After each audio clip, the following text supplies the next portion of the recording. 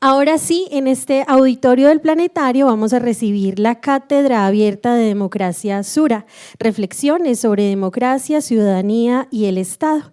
Conversan Rodrigo Uprimi, Cristina Pardo, decana de la Facultad de Jurisprudencia de la Universidad del Rosario, y María Cristina Gómez Izaza, doctora en Derecho. Convocan la Secretaría de Cultura Ciudadana y Sura. Bienvenidos.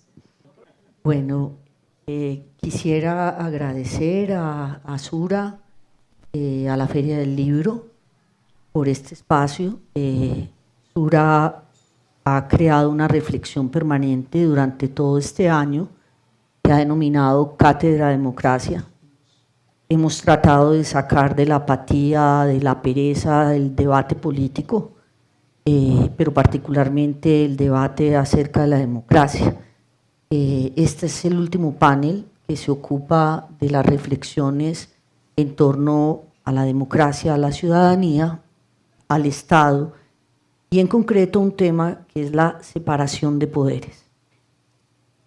Lo mencionaba al iniciar nuestra presentadora, el mañana, habrá un mañana para la democracia. Yo creo que hay un siempre para pensar que la democracia es posible. Y lo que intentamos en la cátedra, pero además en la presentación del libro que edita Sura sobre repensar y reinventar la democracia, es sentir que como ciudadanos y ciudadanas tenemos el compromiso de construir esta democracia que de manera frágil se nos presenta en este momento histórico, no solo en el país, sino en el planeta. Quisiera comenzar diciendo que en el marco de la fiesta del libro, y esto me lo comparte el doctor Daniel Álvarez, tenemos que revisar nuestro gran libro de democracia, que es La Cuestión. Pero además, esta semana que celebramos el Día de la Democracia, también en el marco de esta feria, será parte probablemente de nuestras preocupaciones, no solo ahora, sino las que vendrán. Por eso viene el tema del mañana. Bien, vamos a hablar, mis queridos compañeros, doctor Rodrigo Uprimi y la doctora Cristina Pardo, en torno a el declive democrático. Estamos hablando de ver la democracia desde la perspectiva no solo de las emociones, el ascenso probablemente de los populismos a nivel global, lo vivimos a lo largo de todos estos últimos 10 años, o no sé si más.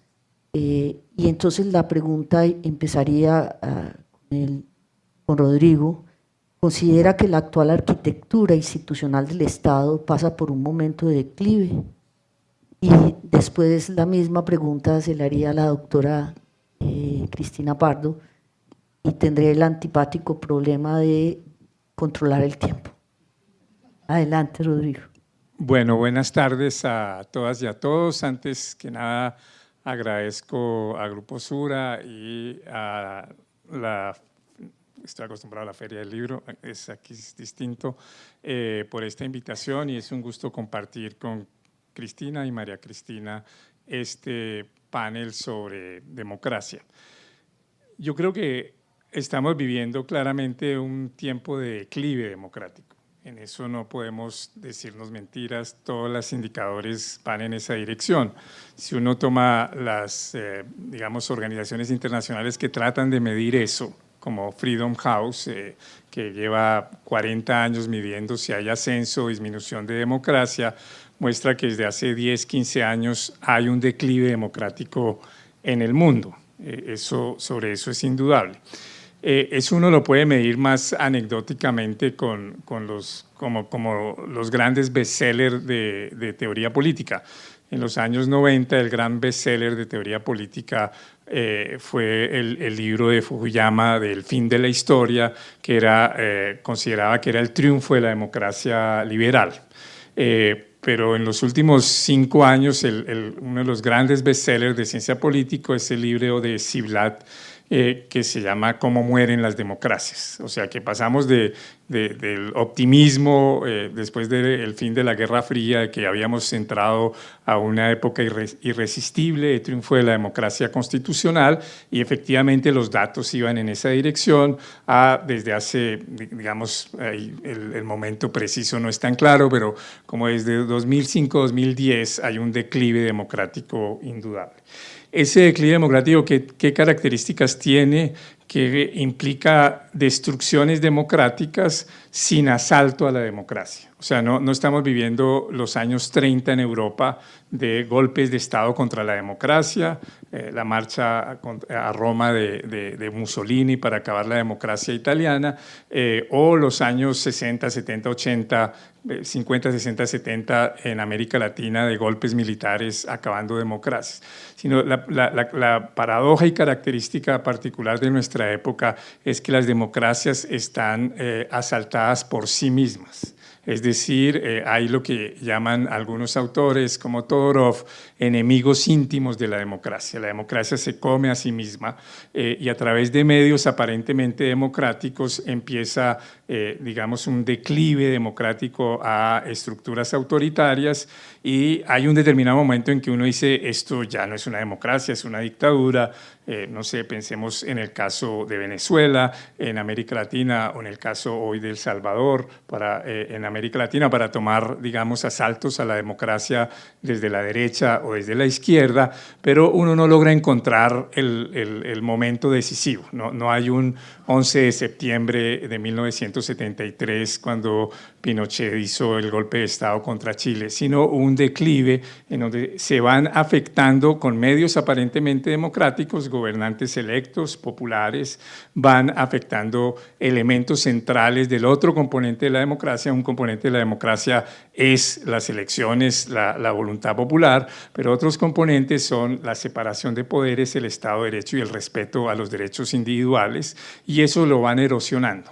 Y hoy estamos en un experimento realmente preocupante, que es el de Estados Unidos, porque está siguiendo Trump la agenda de debilitamiento democrática, casi que está en el libro de Ziblatt, que es un poco a empezar a atacar los poderes independientes, entonces atacar los bancos centrales donde hay bancos independientes, atacar a los jueces, atacar a las instancias autónomas de regulación y debilitarlas, luego empezar a atacar a la prensa, acusar a la prensa de estar al servicio de las élites y contra el pueblo, y entonces empezar a debilitarla. Sabemos que hace 2 o 3 días Trump logró que fuera censurado un humorista, y de esa manera en un determinado momento uno dice se acabó la democracia.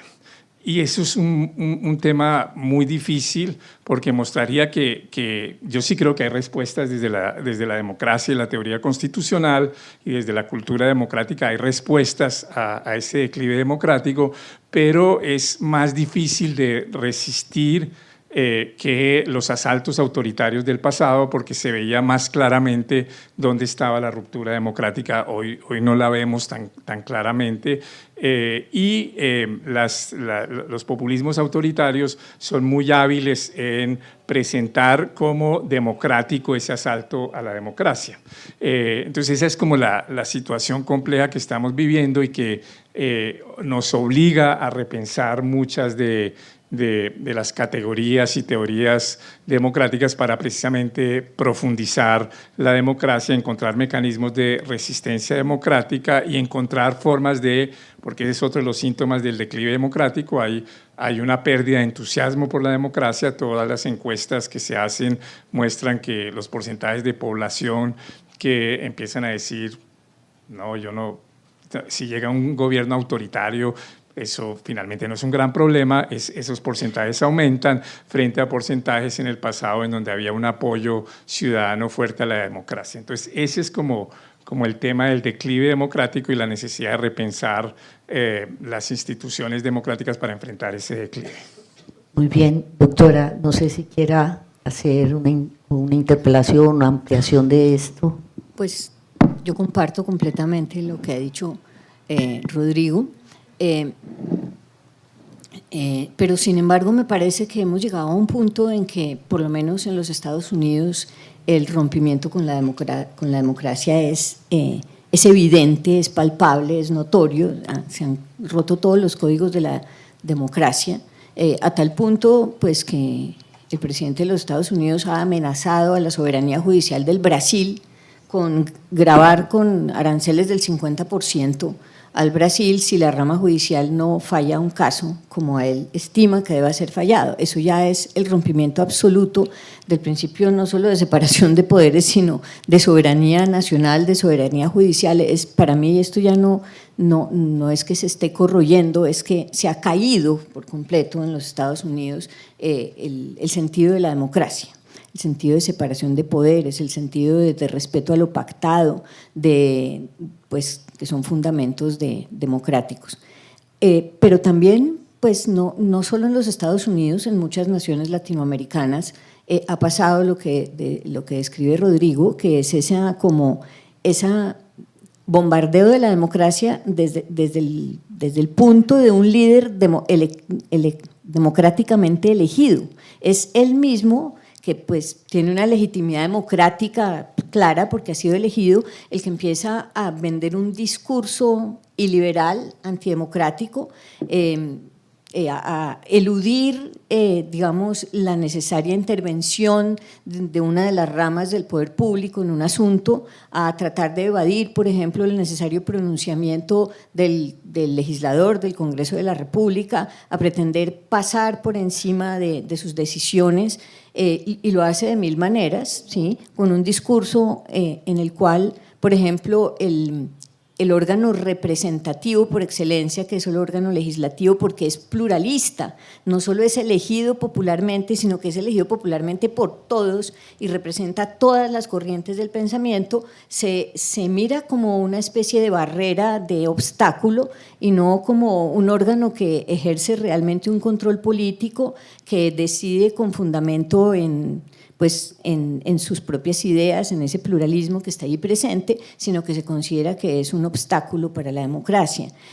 También es muy preocupante que se apela a los mecanismos de participación democrática de tipo electoral, además, como el plebiscito, como el referendo, como la consulta popular, se apela a estos mecanismos que fueron ideados para profundizar la democracia, para tratar de acercar el pueblo a los gobernantes, para en alguna medida pues, funcionar como una democracia directa en ciertos casos y en otros casos como un medio de control ciudadano. Pero entonces se tergiversa la finalidad sana que tienen los mecanismos de participación democrática para vender la idea de que el órgano de representación popular no lo es en realidad y de que hay otras mayorías, sí, o de tomarse la vocería de unas supuestas mayorías populares que son las que tienen de verdad la última palabra, unas mayorías que se presentan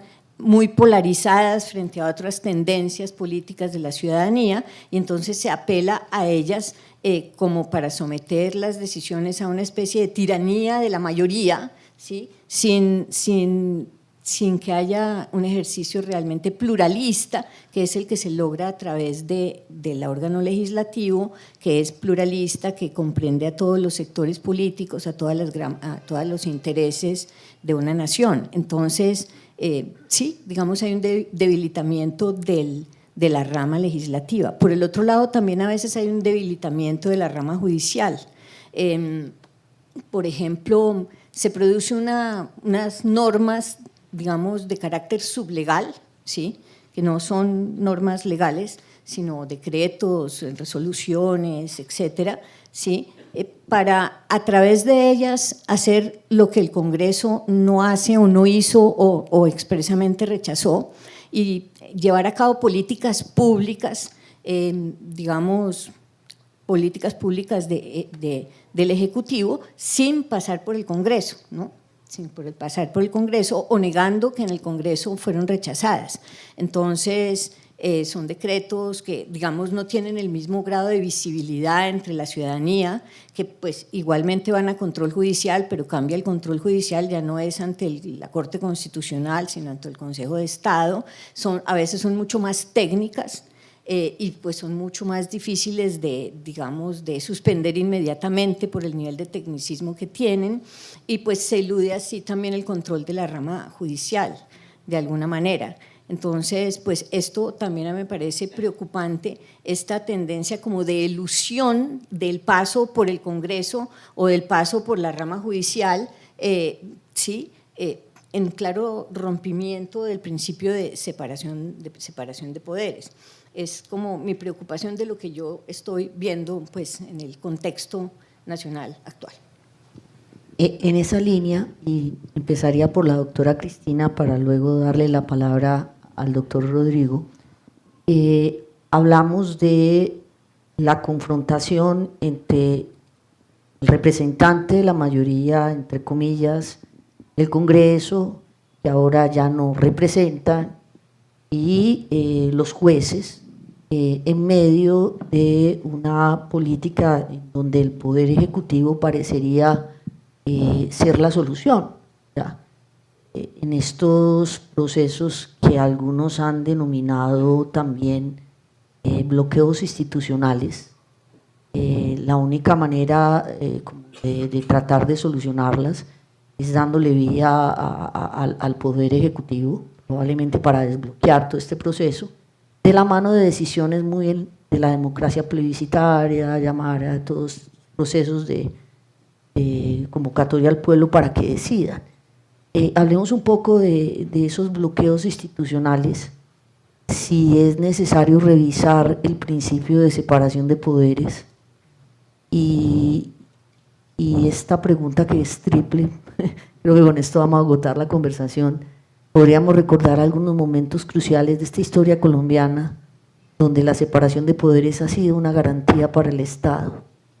Entonces le quería dar la palabra a la doctora Cristina para darle luego al doctor Rodrigo.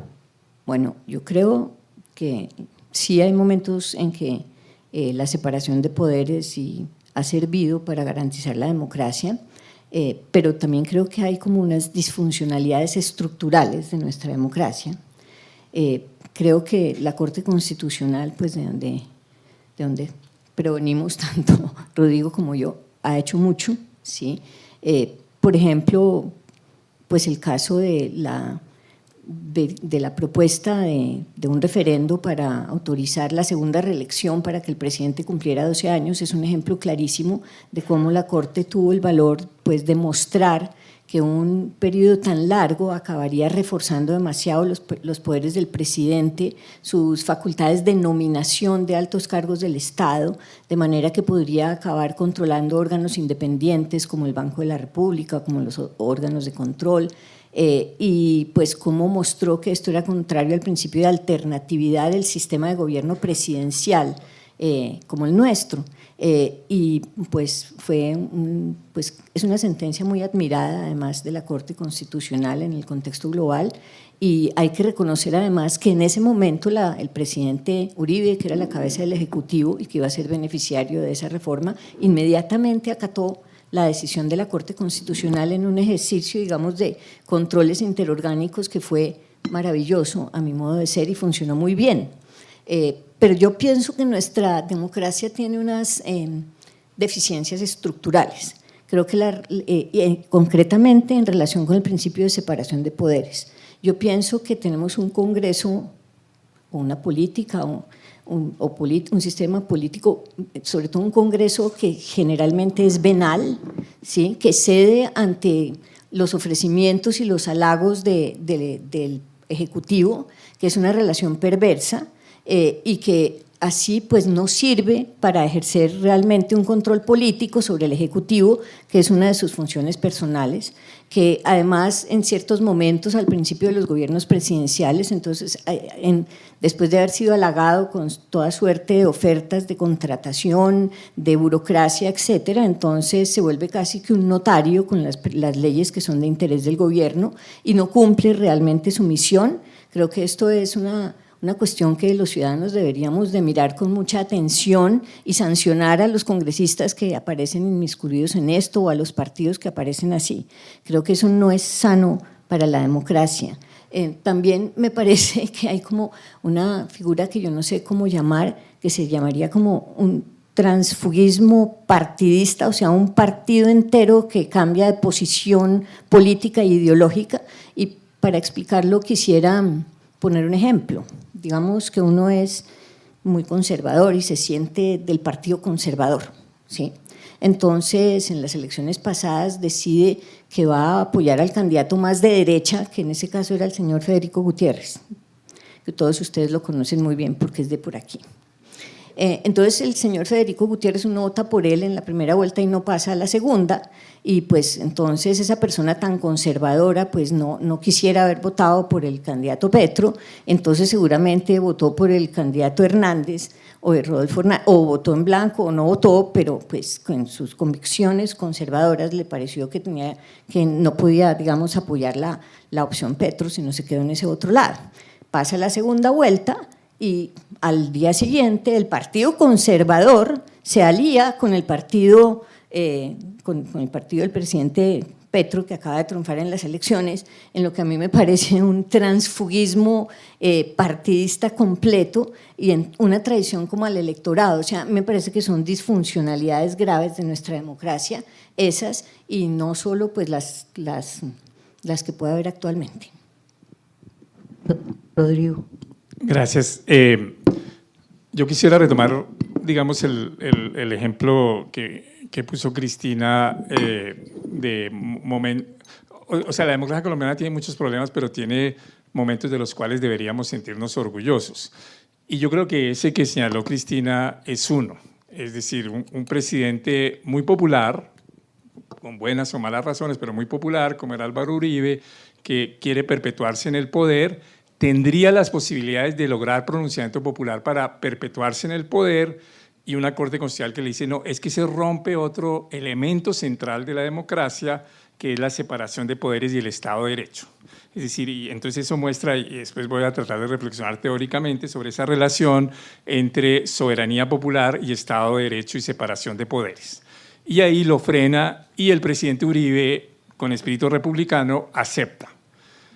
Mire, eso no se ha visto en casi ninguna parte del mundo, y yo creo que es un momento glorioso de la democracia colombiana. Otro momento glorioso de la democracia colombiana es la elección del 2022. Tenemos un presidente de derecha, el presidente Duque, que es derrotado por un presidente de izquierda, pues por un candidato de izquierda, y tenemos una alternancia sin problemas, con una fuerza pública que respeta a la llegada al poder de un presidente que había sido guerrillero. Mire, eso tampoco se ve en muchas partes del mundo. En ese momento, Freedom House pasó a Colombia de democracia imperfecta a democracia cuasi perfecta. Ahorita no sé cuál es la calificación, pero en ese momento. O sea, con eso quiero decir, la democracia colombiana tiene muchos problemas, pero también tiene unas tradiciones que debemos reforzar y de las cuales deberíamos sentirnos orgullosos. El principio de alternancia presidencial se lo inventó el general Santander cuando él era presidente y fue derrotado, no podía reelegirse, pero fue derrotado en la medida en que su candidato no quedó electo, sino quedó electo José Ignacio de Márquez. Y Santander le entregó el poder sin problemas en 1830 y pico. Y con eso Colombia inventó o adhirió a una tradición de alternancia presidencial que deberíamos sentirnos orgullosos y mantenerla y reforzarla. Y hay muchos elementos de esa tradición. También la democracia colombiana tiene cosas atroces, el genocidio de la Unión Patriótica, muchas cosas atroces, pero también tiene esos elementos virtuosos que vale la pena recuperar. Lo segundo, la reflexión teórica. ¿Por qué es importante la separación de poderes? Uno podría decir, pues la democracia es que ganen las mayorías y las mayorías gobiernen como quieran. Y si el presidente ganó, que lo dejen gobernar y aplicar su programa de gobierno como dice Trump o como dice Petro. O sea, yo encarno al pueblo. Ellos ya van más allá de Luis XIV. Luis XIV solo decía, yo soy el Estado. Petro y Trump dicen, yo soy el pueblo. les quedó chiquito Luis XIV. Entonces, ¿por qué no? Porque eso no es la democracia. Y yo creo que la respuesta es vieja y nueva. La respuesta vieja es la de Montesquieu, que es que si uno tiene un poder concentrado, el poder abusa, y entonces tiene que generar un mecanismo para que el poder controle al poder, y esa sería una primera idea de la separación de poderes. Necesitamos algo que evite que el poder abuse, y lo único que nos hemos inventado eficaz es la separación de poderes. El control ciudadano es insuficiente, el control ciudadano es importante, pero cuando el poder se concentra, el control ciudadano es muy débil, el control vertical es muy débil, necesita uno un control horizontal. Y ese control horizontal es la separación de poderes. Unos jueces que le puedan decir, usted se equivocó, corrija, un legislativo que sea la representación plural de la sociedad y no la representación unitaria en el Ejecutivo. Esa es una primera razón. Pero la segunda razón es que el corazón de la democracia no es solo que las mayorías gobiernen, sino el corazón de la democracia es también que pueda haber alternancia y que pueda haber deliberación y discusión pública. Y si uno no tiene separación de poderes, eso está en riesgo. La alternancia puede ser afectada por una mayoría ocasional que se perpetúa en el poder. El ejemplo clásico es Hitler en Alemania. Hitler logra, no era mayoría, pero era el partido más votado, era como 30 y pico %, lo nombran canciller e inmediatamente anula la democracia porque la separación de poderes ahí no funcionó bien. Por ejemplo, el Tribunal Constitucional que existía era muy débil. Una de las razones de los tribunales constitucionales es precisamente para evitar esa autoperpetuación en el poder de mayorías ocasionales, tratando de mantener abierta la democracia y los canales de participación. Pero lo segundo es que si uno no tiene un órgano plural, pues la discusión pública se debilita. Va a ser únicamente lo que diga el presidente. Uno necesita un órgano plural que discuta, que el presidente plantee, que el Ejecutivo plantee y ese órgano plural pueda deliberar y discutir y haya una discusión pública. Es decir, la democracia no es solo las preferencias privadas que se vuelven mayoría y se vuelven ley, sino una discusión pública que cualifica las decisiones colectivas.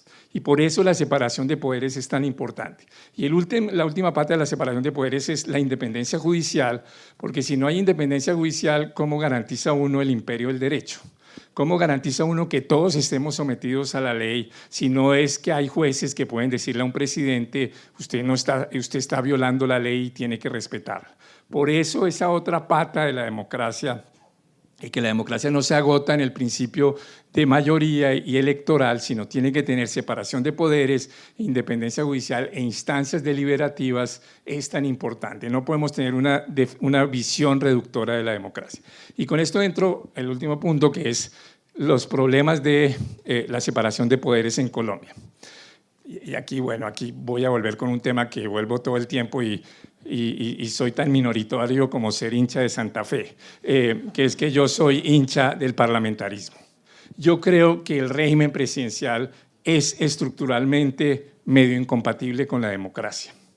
Creo que es una suerte que Estados Unidos ha tenido otros diseños que le han permitido tener una democracia funcional durante 2 siglos, pero con guerra civil, y los regímenes presidenciales en América Latina que han funcionado son absolutamente excepcionales. Y yo creo que ahí hay un problema fundamental. Y el problema fundamental, o varios problemas fundamentales. El primero, Cristina con buena razón decía, pero ¿por qué los parlamentarios terminan sometidos al gobierno? Y uno diría, ¿pero por qué se le van a oponer? En el régimen parlamentario la cosa es distinta. En el régimen parlamentario uno no elige un presidente, sino surge un primer ministro de las coaliciones que hay en el Congreso. Entonces los que están en coalición y apoyan una coalición gubernamental están comprometidos con esa coalición gubernamental y por consiguiente tienen que apoyar el gobierno, y los que están en oposición están esperando para ellos poder llegar a ser gobierno. Pero aquí en un régimen presidencial uno puede llegar a una doble situación, las dos terribles. La primera situación es que el presidente logre tener mayorías en el Congreso como Trump hoy en Estados Unidos. Entonces el presidente es un emperador. O que el presidente no tenga mayorías en el Congreso. ¿Y qué puede hacer el presidente si no es, esto va a sonar horrible, si no es usar la mermelada para lograr esas mayorías? Entonces el régimen presidencial está atado entre la corrupción parlamentaria o el inmovilismo o el imperialismo presidencial.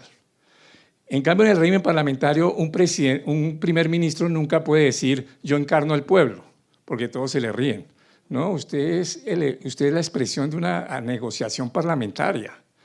Y entonces el primer ministro tiene que ir a discutir al Parlamento para mantener su legitimidad constante y no tiene esas vocaciones imperiales que tienen los presidentes.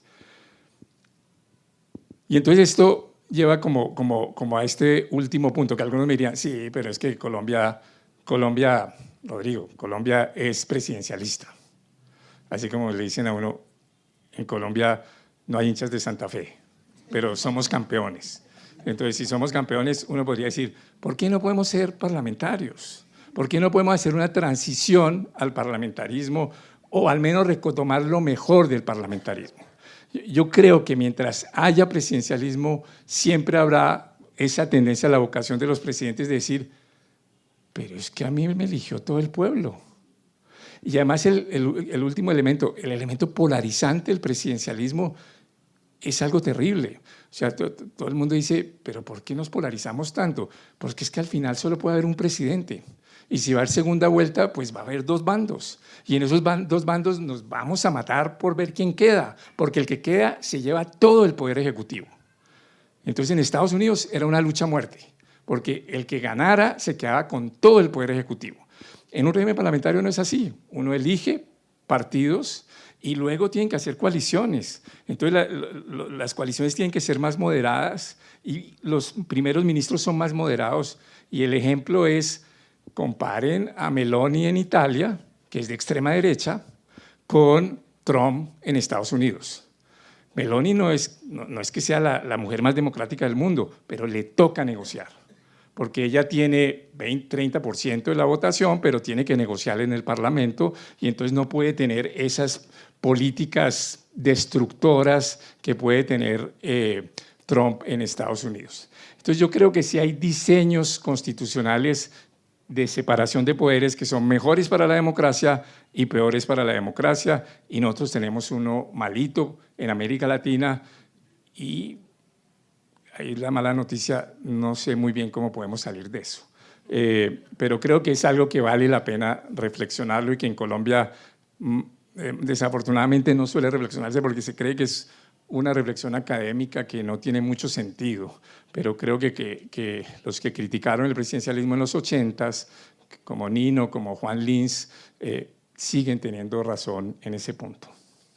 Hay acá una preocupación en torno a nuestras tradiciones políticas frente al principio de separación de poderes, la propuesta bolivariana de un poder presidencial fuerte ante una sociedad que consideraba al propio Bolívar que era muy ingenua, que no conocía de política. Evidentemente estamos en otro escenario, y en un escenario no solo colombiano, latinoamericano, sino mundial, donde, tú lo mencionabas, Rodrigo, el presidencialismo está a un paso del populismo, no a un paso, casi que a confundirse con esa separación perversa de la sociedad, la polarización, el pueblo virtuoso, como decía Rosado Mayón, las élites que atacan al pueblo, los jueces que se defienden élites, pero además el Congreso que no representa. Digamos, en todo este proceso, algunos, pues además de la descripción presidencialismo, populismo, está implicada una realidad, la particular, y a pesar de que el liberalismo de versión individualista se la juega a la libertad, hay algo, independientemente de cómo la ejerzamos o no, en medio de esta polarización del pueblo, de los caudillos y todo este asunto, y es el ejercicio pleno de la ciudadanía. Digamos, ¿cuál es el papel de la ciudadanía y del pueblo en este no solo principio de separación de poderes, sino cuál sería su verdadero compromiso, el del pueblo, el del ciudadano, el de las ciudadanas, en estos momentos de polarización y radicalización. Yo empezaría contigo y le daría, para ir intercambiando la palabra a la doctora Cristina. Digamos, la idea de si hay una nueva ciudadanía, la idea de cómo ver al pueblo, el individuo, su libertad, frente al ejercicio pleno de la ciudadanía, para evitar que esto que emerge, ¿no? Ya vamos hacia un populismo muy complejo, no es solo el presidencialismo, termine agotando nuestra democracia en estos momentos de declive. Adelante, Rodrigo, y luego la palabra, y creo que esta es la última pregunta para darle espacio al público. Sí, yo creo que para enfrentar el declive democrático hay que tratar de actuar en distintos frentes. Ahí señalé como un frente de diseños institucionales, ese es un frente. Pero otro frente sí es el de lo que podría uno llamar cultura ciudadana. Y en ese frente de cultura ciudadana yo quisiera usar, digamos, de una manera, y en el mismo sentido elogiar ese proyecto del Grupo Sura, del cual participo, que se llama Imaginar la Democracia, en donde publicamos varios autores semanalmente artículos sobre distintas facetas de la democracia, y que los invito a que lo lean en la revista Cambio, es de acceso libre. Y en el último que escribí traté de hacer una distinción fuerte entre deliberación democrática y polarización. Es decir, defender un poco que no le debemos temer a la discusión pública vigorosa, que a lo que le debemos temer es a la polarización corrosiva. Y hacer esa distinción, porque a veces por el temor a la polarización se querría como silenciar los debates, y yo creo que eso es un error. Eso es lo que yo llamaría la tibieza defectuosa. No asumamos posiciones porque eso polariza, no. Uno lo que necesita es una especie de tibieza virtuosa, que es que yo asumo posiciones como ciudadano, asumo posiciones incluso fuertes. Estoy a favor de la reforma agraria y la voy a defender por esto y por esto. Estoy por una reforma tributaria progresiva, que los grupos económicos como Sura paguen más impuestos, que los ricos paguen más impuestos, lo que quiera. Y otros que dicen, no, yo creo que la reforma agraria eso es una idea de los 60 que ya caducó, ya no hay campesinos en Colombia, lo que necesitamos es un desarrollo rural empresarial, y otros que digan, no, una reforma tributaria progresiva ahoga la empresa y lo que necesitamos es al contrario menos impuestos. Y que en eso discutamos severamente. La discusión vigorosa es buena. Que esa discusión vigorosa produzca polarizaciones ideológicas no está mal. Esa es la denominación literal de partido. La sociedad se parte en visiones ideológicas distintas. Que haya partidos fuertes con visiones ideológicas distintas está muy bien.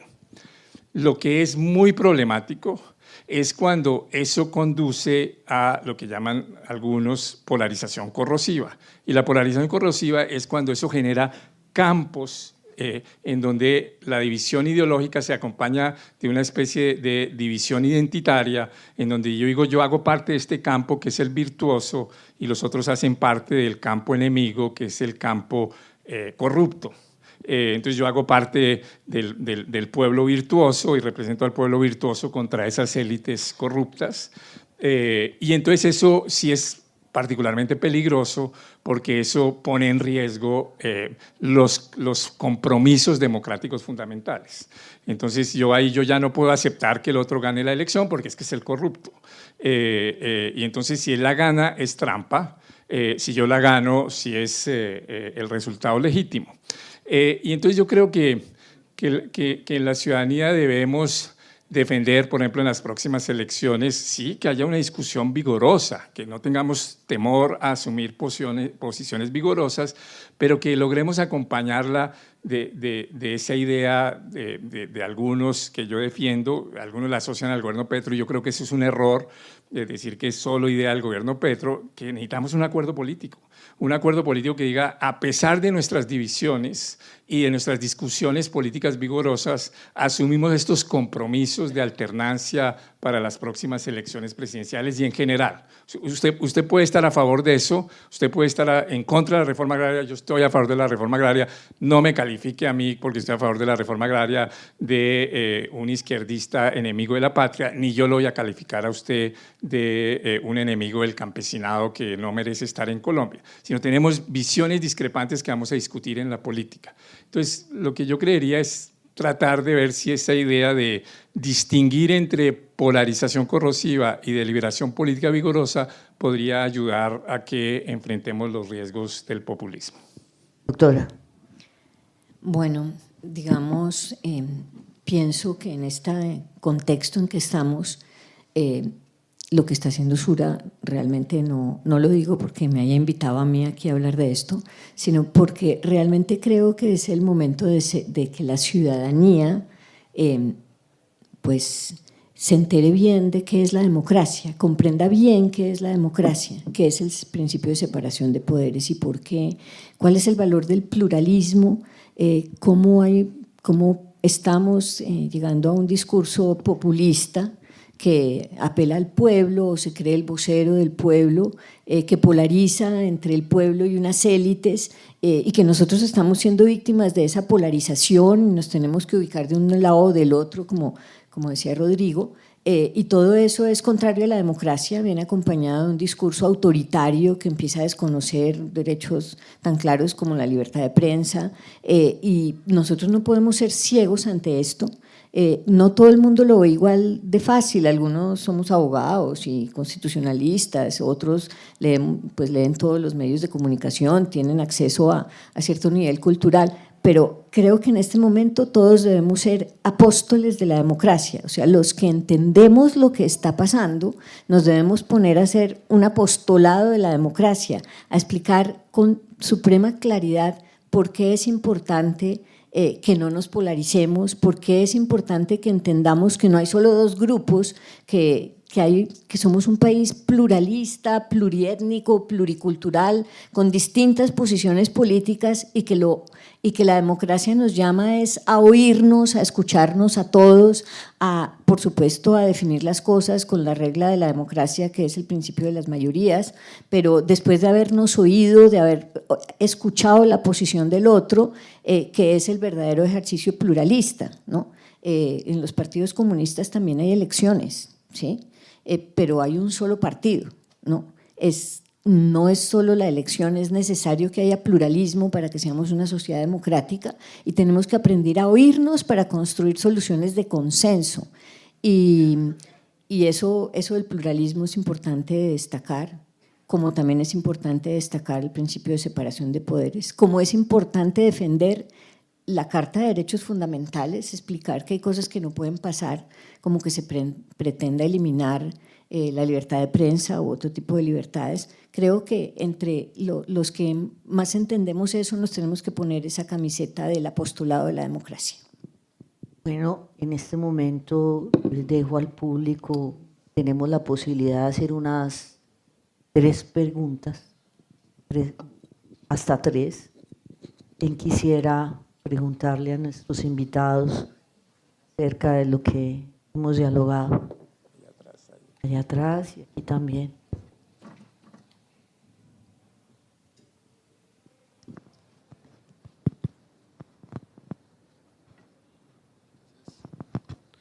Hola, buenas tardes. Un saludo para todos y todas. Lo primero es sí, saludar el espacio, muy importante, a pesar de que yo me distancio bastante de lo que creo que es el concepto de democracia que puede llegar a tener el Grupo Sura o su discurso civilizante. Pero saludo mucho este tipo de discusiones, la verdad me parecen muy interesantes. Digamos que no tengo preguntas particulares, pero unas cortas reflexiones y de ahí podemos, como ustedes me pueden dialogar sobre eso. Lo primero es que yo creo que el peligro que se ciñe sobre la democracia viene mucho más atrás que solo 10 años, por lo menos en Colombia. En Colombia, desde que se instaura la Constitución del 91, entramos en un régimen de violencia brutal, que yo creo que es el peor que ha visto América Latina. Entonces yo creo que viene desde hace mucho más tiempo, porque pareciera que solamente con la emergencia de ciertas figuras, digamos, como muy populistas, y eso que el término populista tiene que ver más como con afinidad al pueblo, no tanto como con personas que prometen por prometer. Pero no solamente el peligro sobre la democracia aparece con esa emergencia de ese tipo de figuras, sino que yo creo que por lo menos en Colombia viene de mucho más atrás y tiene que ver con todo un aparato estatal jugado permeado por el narcotráfico. Eso sería lo primero. Lo otro, sobre lo que decía la doctora Cristina, sobre los partidos políticos que son muy camaleónicos a veces. A mí que me gusta la historia, pues soy un entusiasta de la historia, no soy historiador, pero recuerdo que en el siglo XIX Tomás Cipriano de Mosquera llegó como un conservador y terminó siendo parte de los radicales, y con el golpe de estado de Melo él decía como no, aquí pasan de un lado a otro como si nada, o sea que es algo que en Colombia ha pasado siempre y no creo que necesariamente sea algo malo si nos vamos a comprometer con una visión plural de lo que es la democracia, entender muchos puntos de vista. Y no, ya lo último sería como, de pronto yo no he escuchado que el presidente Petro haya dicho que yo soy el pueblo, la verdad nunca lo he escuchado decir eso. Yo lo he escuchado decir que él tramita la posibilidad de que el pueblo entre a la historia, y yo honestamente estoy de acuerdo con eso. Entonces no es endilgarse una posición de representar a todo el pueblo, que en Colombia es muy diverso, pero sí es darle la posibilidad de personas o grupos sociales que estuvieron excluidos durante muchísimo tiempo entren al debate político, que es lo que se ha visto ahora. Serían esos comentarios, gracias. Yo quiero hacer una aclaración. Estoy hablando, yo creo que induce al error de que el fenómeno del populismo a nivel global se ha venido estudiando en los últimos 10 años. Y creo que todos somos conscientes de este espacio conflictivo de guerra en el que estamos implicados hace muchas décadas. Y tú estás muy joven, no sé, eso lo podemos hablar, pero no creo que la violencia la desató la Constitución del 91. Creo que es de las pocas épocas, no sé, le daría la palabra a mis compañeros, en la que históricamente la mayoría nos pusimos de acuerdo. No digo que todo el mundo, ¿ya? Lo que nos tocó vivir, a mí la séptima papeleta, estamos un poco más mayores, ¿no? No sé, quisiera como que hablar, no sé si quieran mencionar algo de lo que nos, doctora. Yo creo que tú tienes, no sé cómo te llamas, que tú tienes una parte de razón. Nosotros no podemos considerarnos una verdadera democracia mientras los derechos fundamentales no estén realmente garantizados, y no lo están. Nosotros somos un país demasiado violento y esa violencia tiene sus raíces en el narcotráfico, creo que todos lo entendemos, y eso hace que los derechos fundamentales no estén garantizados, que pues toda la violencia que vivimos, sobre todo en el campo, en las zonas más apartadas, no exista. Y un país verdaderamente democrático tiene que estar en capacidad de garantizar los derechos fundamentales, y en eso creo que tienes razón, y que es el mayor problema que tenemos nosotros en Colombia es ese. Sobre lo demás, yo sí pienso que la Constitución del 91 fue fruto de la violencia, fue una reacción contra la violencia.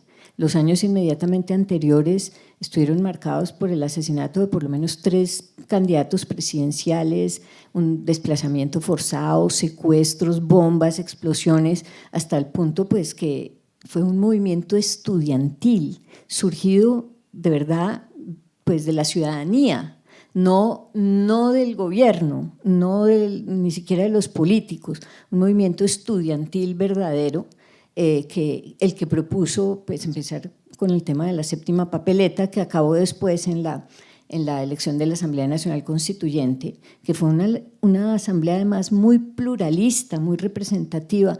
Creo que estaban representados todos los sectores de la nación, tal vez los campesinos no estaban, eso ha sido como una de las críticas que entre otras este gobierno ha tratado de corregir, pero pero pues realmente era un movimiento surgido del pueblo y no desde el gobierno. Entonces, por eso yo valoro esa iniciativa popular, ella sí, que no era fruto, digamos, de la conducción de un líder, sino una expresión auténtica del pueblo, y no veo a la Constitución del 91 como la raíz de la violencia, sino más bien como algo que trató de superarla, trató de crear sobre todo mecanismos para hacer reales los derechos fundamentales, que en gran medida se ha logrado a través de la acción de tutela que no existía antes, de la creación de la Corte Constitucional, bueno, y de otras, del reconocimiento de que somos una nación pluriétnica y pluricultural, y que creo que tal vez porque tenemos más años pensamos que es un mundo mejor que el que vivimos antes. Rodrigo. Sí, puntos en que estoy de acuerdo y otros en que tengo diferencias. Claro, si tratamos de decir que la única amenaza a la democracia colombiana es los riesgos populistas, es un error. Y precisamente yo señalé que la democracia colombiana tenía unas facetas terribles como el genocidio de la Unión Patriótica o la falta de garantía efectiva de muchos derechos. En eso tiene razón y esa es una violencia que viene de lejos. En lo que no creo es que la relación de la Constitución del 91 con la violencia y el conflicto armado es compleja. Es una constitución que nace para tratar de solucionar también el conflicto armado y tiene, digamos, cuando uno mira los indicadores de violencia, los peores momentos de violencia homicida en Colombia son entre el 89 y el 92. Luego la violencia disminuye, pero los peores momentos del conflicto armado son en la segunda mitad de los años 90 y los primeros años de este siglo. Pero esa es como una paradoja, o sea, la violencia homicidia va disminuyendo, pero el conflicto armado se intensificó y los peores momentos de conflicto armado son durante la Constitución del 91. Esa es como la paradoja de una Constitución que quiso aclimatar la paz, pero se desarrolló intensamente la guerra en esos años, pero luego esa Constitución mostró la posibilidad del acuerdo de paz y tratar de volver a consolidar una Constitución de la paz. Y esa es una relación compleja. Entonces, en eso creo que tendría coincidencias y diferencias. Y finalmente, en lo de Petro diciendo yo soy el pueblo, puede que no lo haya dicho así, pero cuando él dice, a mí me eligieron con un programa que es la voluntad del pueblo y yo tengo el deber de encarnarla y ejecutarla, creo que está diciendo implícitamente yo soy el pueblo.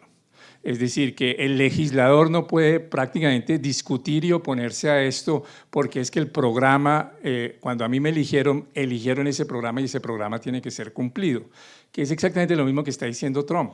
Lo mismo que está diciendo Trump es, a mí me eligieron, ambos ganaron en la elección popular más o menos por lo mismo, por 1 o 2%, y sin embargo eso encarnaría toda la voluntad popular. Toda la voluntad popular es la que encarna el Ejecutivo. Lo que está en el Congreso simplemente tiene que acatar lo que dice el Ejecutivo. Cuando uno dice, pero ahí también fueron electos popularmente, ¿y qué pasa con el 48% de los votantes que no estuvo de acuerdo con su elección? Que es más o menos la misma diferencia en la elección popular, en el Congreso, en el colegio electoral, pues eso es un enredo en Estados Unidos, no nos vamos a meter en eso, pero en la elección popular, Petro y Trump más o menos ganan por lo mismo, más o menos por 2%. Y sin embargo dicen, aquí hay un programa que tiene que ser ejecutado. Y uno dice, ¿sí? O no es que usted fue electo y ahora tiene que discutir con el órgano representativo qué es lo que se debe ejecutar y qué no. Ahí es donde yo digo que implícitamente hay populismo en Petro, hay populismo en Trump. El populismo no es monopolio de la izquierda ni es monopolio de la derecha. Hay populismos de derecha. Álvaro Uribe fue un populista de derecha y hay populismos de izquierda. En lo que estoy totalmente de acuerdo es que con esto yo no para nada, yo voté por Petro en la segunda vuelta, no me arrepiento, porque yo creo que Colombia tiene unas necesidades de cambio social que Petro representa y que si nosotros negamos en las próximas elecciones por los problemas que ha tenido el gobierno de Petro, esas necesidades de cambio social, la sociedad colombiana estaría cometiendo un error trascendental. Esa es como como mi gran frustración con el gobierno de Petro, que fue la posibilidad de armonizar los cambios sociales con el régimen constitucional y no lo hemos logrado. Y en eso estoy de acuerdo. El petrismo significa la entrada de unas fuerzas políticas y unas voluntades de cambio a la institucionalidad, y eso debería ser un activo de la democracia colombiana y no volver algo que se estigmatice en las próximas elecciones. Bien, creo que me queda una última pregunta. Ya no, iba a hacer 3, pero… Tienes que dejar a Gloria. Y a Gloria Buenas. también. Bueno, también. Rodrigo, yo le quisiera preguntar a usted, yo como abogado inclusive, que habló sobre el régimen parlamentario, ¿no es cierto? Yo creo también pues, que en vista de lo que estamos viendo actualmente con Trump, con muchos, pues es el sistema más aconsejable. Pero entonces quisiera que usted como jurista y como investigador nos analizara la actual situación en Francia con Macron, la crisis que está viviendo, y tengo 2 inquietudes para que usted me las aclare, porque cuando hubo estas últimas elecciones y entonces él no respetó pues al partido de izquierda y eligió un tipo no de sus adeptos, eso influyó. Y bueno, y Francia al fin y al cabo pues es la cuna de la democracia. Y otra cosa, cuando él anticipó esas elecciones, eso fue democrático también, que fue una jugada política. Esa es mi pregunta. Y Gloria también. Y ya aquí agotamos las 2 preguntas que quedan. Muchas gracias. Yo quería preguntar en este diagnóstico sobre la crisis de la democracia se pone el foco, y ciertamente hay que comenzar por ahí, por las tentaciones autoritarias de los ejecutivos. Pero la pregunta es, ¿cuáles son las responsabilidades y las tareas que frente a esta crisis también le caben a los demás poderes, ¿sí?, que forman parte de este sistema, y de qué manera en nuestro país en este momento esos otros poderes sí han estado a la altura del compromiso que demanda el cuidado de la democracia? Bueno, doy la palabra a Rodrigo y luego a la doctora Cristina. Muy buenas las 2 preguntas y muy buena la intervención anterior. Primero hago un matiz. Yo creo que el régimen parlamentario es mucho mejor para la democracia, pero el régimen parlamentario no es que le gustaría esto a Sura, no es un seguro contra la democracia, contra el autoritarismo. No hay seguros contra el autoritarismo.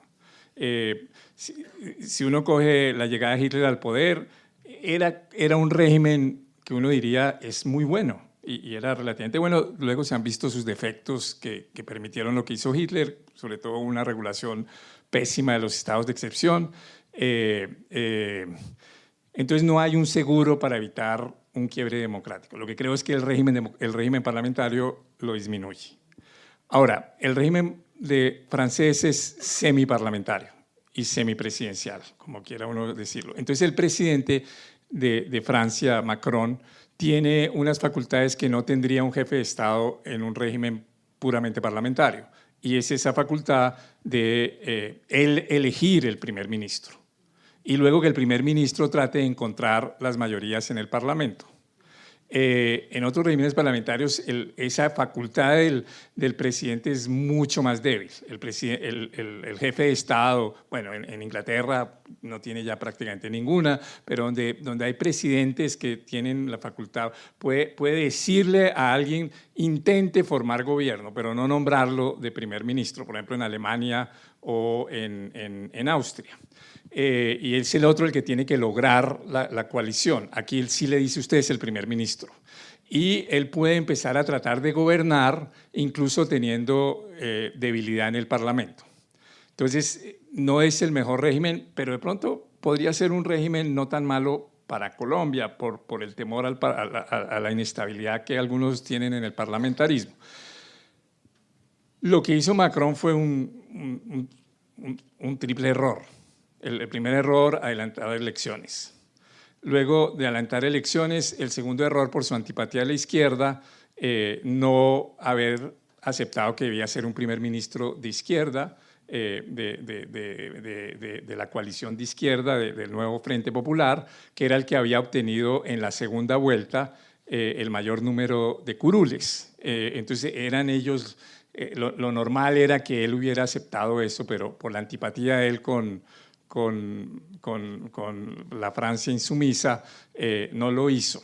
Entonces ese fue como un segundo error. Y yo creo que el tercer error de Macron es su arrogancia. Es decir, es un presidente, o sea, es un presidente arrogante, pero, y ahí terminaría con eso, pero imagínense si ese no fuera un régimen semiparlamentario. El tema sería mucho peor y estaríamos discutiendo la próxima elección presidencial en donde de pronto por 1 o 2% puede quedar o la extrema derecha o un gobierno de izquierda complicado. La ventaja del parlamentarismo es que eso es más difícil que ocurra. Puede ocurrir, pero es más difícil que ocurra, porque finalmente va a tener que nombrar un primer ministro. Entonces, por eso incluso nada inmuniza contra los ascensos tan peligrosos de la extrema derecha en Europa. Pero si Europa tuviera, en Europa Occidental, tuviera regímenes presidenciales, probablemente ya habría habido cosas como las de Trump en Francia, en Austria y probablemente en España. Lo que ha evitado eso es que son regímenes parlamentarios, pero eso no logra inmunizar. Si la extrema derecha sigue creciendo y llega a más del 50%, no hay nada que hacer. Se va a tomar el poder y va a ser particularmente catastrófica. La pregunta de Gloria, totalmente de acuerdo. Totalmente de acuerdo.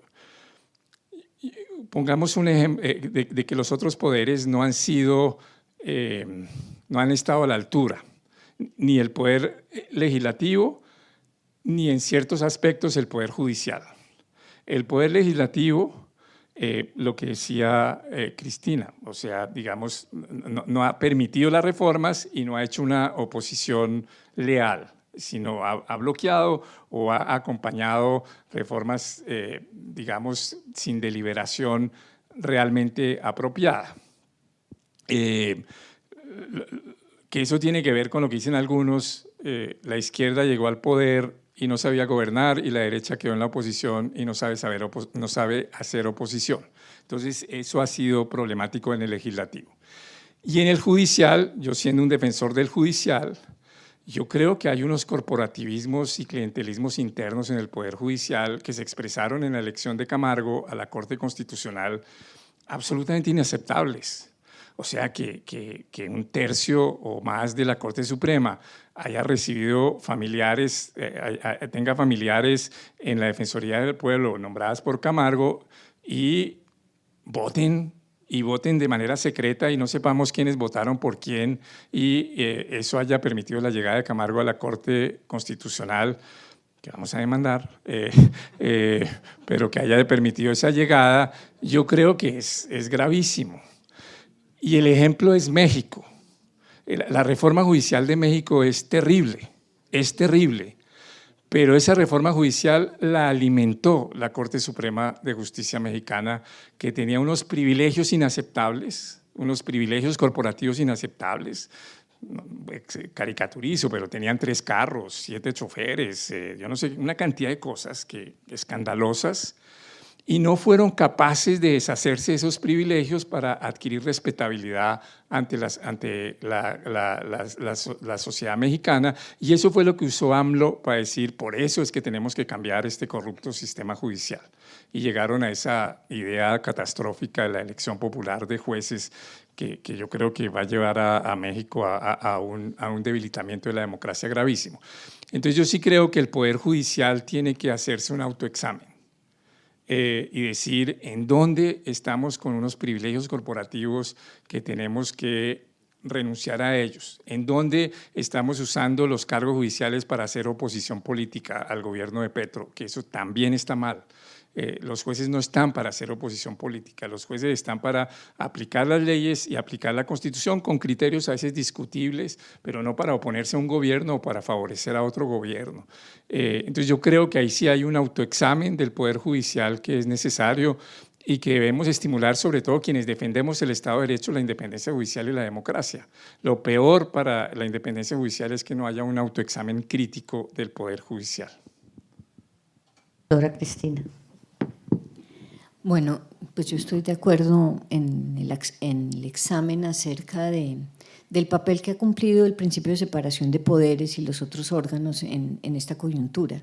Yo pienso que el Congreso, como lo dije antes, sí, siguiendo su tradición, porque siempre ha sido, inicialmente fue en este periodo de gobierno un Congreso venal, sí, varios partidos políticos se pasaron a la coalición de gobierno con el objetivo de obtener cuota burocrática, contratación pública, cupos indicativos para invertir en sus regiones, como funciona siempre.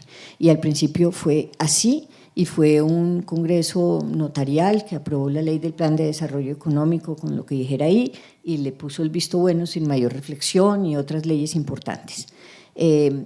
Luego, a medida que avanza el periodo presidencial, pues ha empezado a ejercer cierto papel de oposición porque ya pues ve que hay un gobierno desgastado, que es lo que sucede siempre. Siempre ha sucedido eso en casi todos los periodos de gobierno y creo que el Congreso, pues los ciudadanos deberíamos de exigirle más seriedad, más transparencia, deberíamos de ejercer mayor veeduría sobre la relación que hay entre el Congreso y el Ejecutivo. Esto debería estar muy en la mira. En relación con la rama judicial, pues, a ver, en lo que a mí corresponde, yo pertenecía hasta a la Corte Constitucional hasta mayo de este año. Yo puedo asegurar que hasta ese momento no había en la Corte, digamos, una mayoría petrista, ni tampoco una mayoría de oposición, no, es decir, había la mayoría de la Corte Constitucional fallaba en derecho, sin usar, digamos, las facultades judiciales para tomar decisiones con sentido político. La mayoría de la Corte lo era así. Las acusaciones que ha habido recientemente sobre que hay mayorías a favor de un lado o del otro no son ciertas. No hubo una mayoría, a pesar de que algunos magistrados uno podía verlos pues, en los extremos de las posiciones políticas, pero la mayoría de la Corte no fue así hasta ese momento. Comparto que la elección del nuevo magistrado es problemática, es una elección que además la terna fue hecha dentro de la rama judicial y luego en el Senado con un cuestionamiento, digamos, a la moralidad pública por el tema de impedimentos, lo comparto y creo que la rama, sobre todo la Corte Suprema de Justicia, va a estar llamada a una reflexión y que va a haber demandas ciudadanas como las que ya he oído anunciadas, que son muy importantes porque van a llamar la atención sobre esta digamos, falta de moralidad pública en ese yo te elijo, tú me eliges, etcétera, que me dio esta elección. Creo que eso es importante y creo que es muy importante que la rama mantenga su independencia judicial, ¿sí? Que no tenga compromisos y no juegue con la misma lógica de los políticos, que es tú me haces un favor y yo te devuelvo el favor. Eso no puede ser. La independencia judicial es un principio importantísimo para la recta administración de justicia, pero más allá de eso es una virtud personal. Uno tiene que aprender a estar retirado, a no dejarse presionar, a no dejarse manejar, tiene que casi que pensar a dónde vaya, a dónde no va, y cómo se aísla un poco para garantizar su independencia. Es una reflexión que yo creo que toda la rama judicial debe hacer.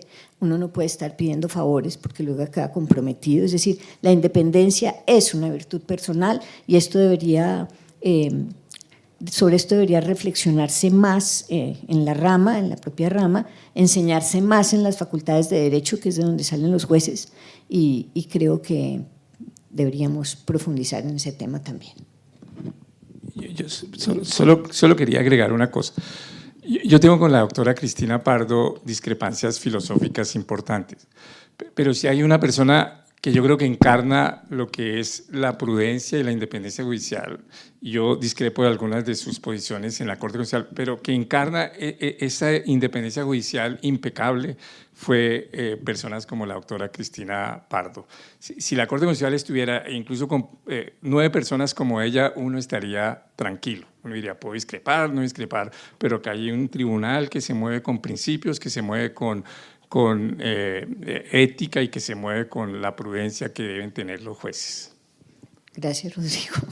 Lo lindo de la Corte Constitucional es que uno puede ser amigo de todo el mundo, aunque piense muy distinto. Es un verdadero ejercicio de pluralismo y de sana amistad en las diferencias.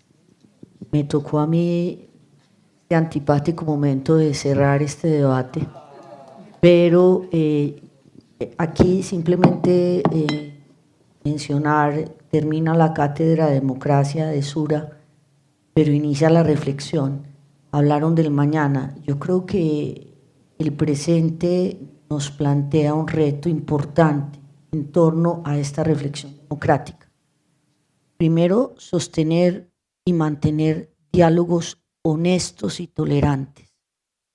Que este espacio de diálogos donde podemos tomar posiciones radicalmente opuestas no nos hagan ver como enemigos o enemigas, y que finalmente el miedo a que no haya un mañana nos genere esa forma de actuar donde más que discutir política busquemos desde la propuesta de la venganza, crear odios y confrontaciones. Esos retos los tenemos todos, a nivel no solo nacional, internacional. Clan hablaba de los ciudadanos del mundo. ¿Qué tal que en el mañana el ciudadano del mundo entendiera que tenemos que cuidar a la democracia bajo la tolerancia, el diálogo, la aceptación, y considerar que no es un espacio de violencia la política, sino un espacio de encuentro con la otredad? Yo terminaría aquí, les agradezco su presencia. Muchísimas gracias.